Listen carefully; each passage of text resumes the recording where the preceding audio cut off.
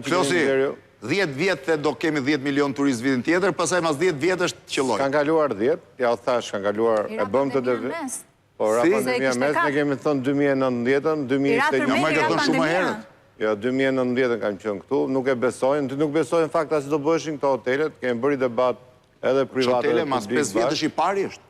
Ja, Shqipëri tani ka 22 kompani me emër që operojnë. Që nuk kanë filluar operimin gjitha. Kanë filluar, po Sheratoni, Marrioti operon. Në Tiranë, po flasë në zonat turistike. Melia dhe kjo është në Bregdesh. Kanë 22 të lidhura kontrata që do filloj funksionimin. Tani, to që të nëzirë një probleme, natyrisht janë probleme, nuk diskutohet që janë probleme, po është ajo që gjysma e gotës plot apo bosh. Tani ti ke kapur as gjysmën plot, po ke kapur atë majën e gotës bosh, edhe thua ka kam kapur majën e gotës. Jo, një sekund, the një problem të në Bradashesh, blokohesh. Blokohesh në Bradashesh, po në fakt, para 5-6 vjetësh, që të shkojë nga Tirana në Palas, duhesh një 5-6 orë. Tani, nga Tirana në Palas, ke një blokim, që natyrisht është problem. Po mund të marrë 25 minuta. Dhe nuk besoj se ti si... Ti mos e merë Palas, merë Elbasanin vetë. Sa është ti bje nga Krabat, shkon po ngele në Bradashesh. Ti si më i shëtitur nga ne gjithë, di që kudoj që ka biznes turizmi, ka blokime rrugësh, ka probleme si këtoj që nëzirë një, sepse ka shumë njerës. Edhe tani... Jo, Klosi, është edhe projektimi, se tash i japo të marrë me që kam kryetarën e bashkisë. Do me dhe gjithë jetën, i vetëmi problem ku ti vonohesh në Lesh është rruga kryqëzimi me Shëngjinin. Dhe nuk kam faj sepse është 90 gradë. Tani ti i fut dhe velipojën Shëngjini, ku të shkoj Shëngjini? Ti të shkoj deri në Lesh, ka pasur një kalvar të jashtëzakonshëm.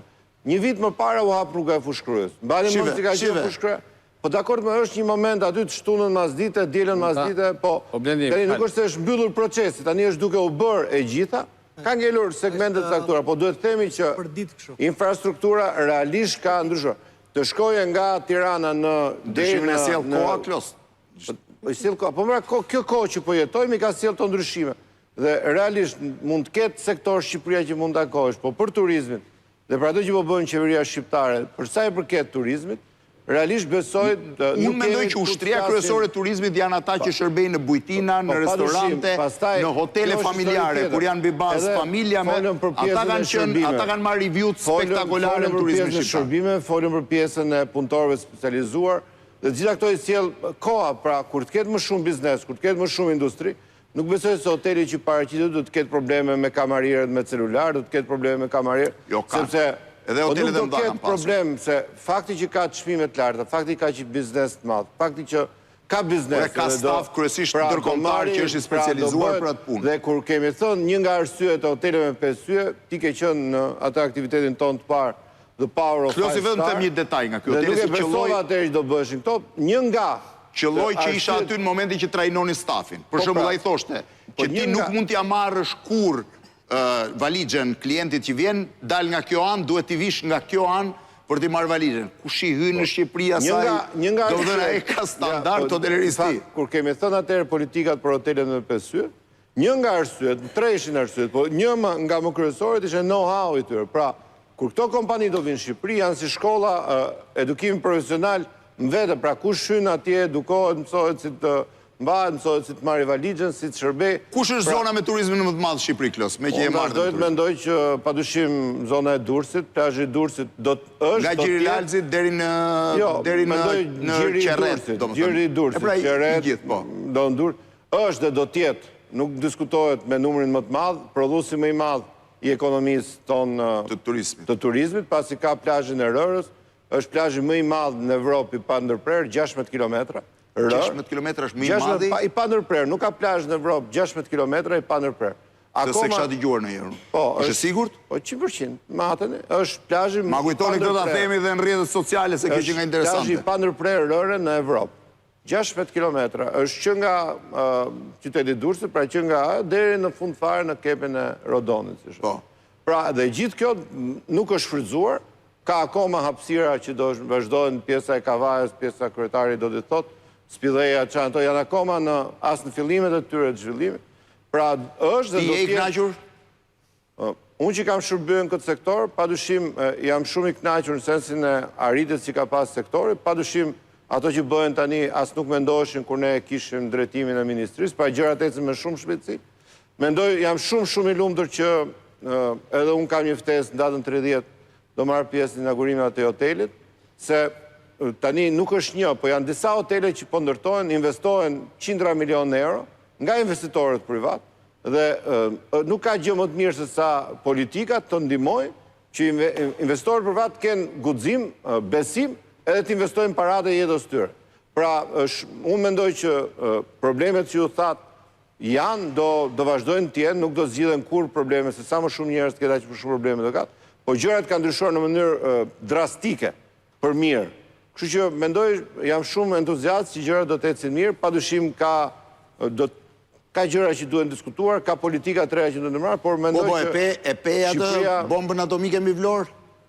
E pash bombën atomike. E kemi ato pamjet e Vlorës? Dakord me e ke nxjerrë gjithmonë, nuk është se nuk e njohim atë problem, por ama është një rast i cili po merr zgjidhje, shumë gjatë fakt për të marrë një zgjidhje, është një rast që ka pravavi kriminale, nuk diskutohet mbas saj, nuk është rastishme që gjithmonë në këtë periudhë ndizet ky zjarr në Vlorë dhe për 2-3 ditë është kjo bomba atomike, po realisht mendoj që do ketë zgjidhje shumë shpejt. Këtu e do një reagim tash.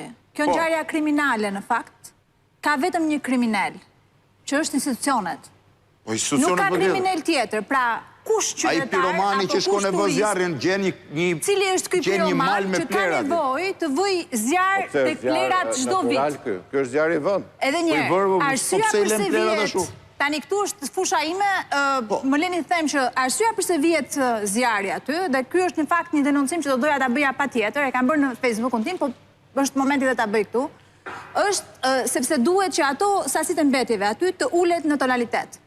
Nëse ato nuk ulen në tonalitet, nuk ke ku të hedhësh më mbetje, dhe janë dhe 3 muaj turizmi. Prandaj djegën thua ti që ulet volumi, që ta mbushin me mbetje të tjera. Dhe vetëm për këtë digjet, dhe po ka një arsye për cilën digjet në filli është për të ulur tonalitetin. Po më tani e ulin tonalitetin verë që shkojnë turistë. Më lej ta mbaroj. E dyta, ligji është 10.463, ligji i mbetjeve, njeh vetëm një përgjegjës, që është kryetari i bashkisë që e menaxhon atë qark, e menaxhon atë landfill. Asnjë tjetër.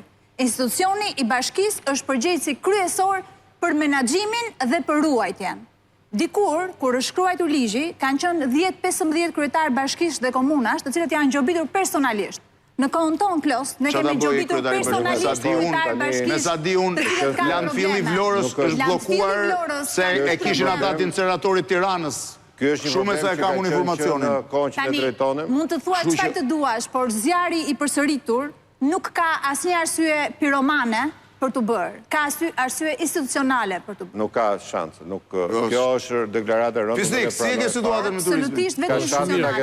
Si shumë mirë. Atëherë, Golemi Ti plera nuk djegje në rregull. Ja, po them, Golemi, Qerreti dhe Mali Robit ka një bum.